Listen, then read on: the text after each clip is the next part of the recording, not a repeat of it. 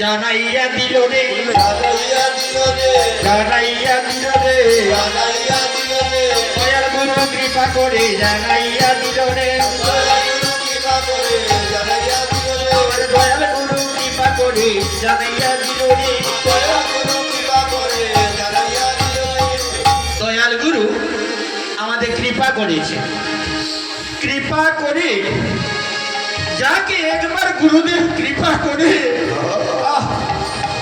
গুরু যদি কৃপা করে কে মারতে পারে তাকে? হরিবল। পরম ব্রহ্ম ঠাকুর যদি আমাকে কৃপা করে তাহলে আমাকে কি বিনাশ করতে পারবেন আপনারা? হরিবল।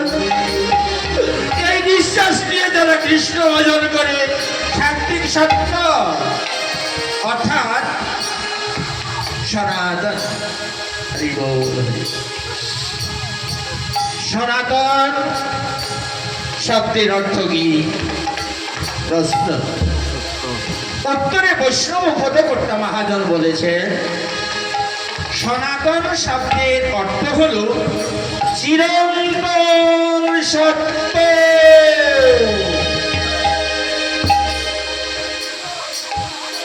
সত্য ছিল, সত্য আছে, সত্য থাকবে। মানে সনাতন সৃষ্টিতে সনাতন ধর্ম ছিল,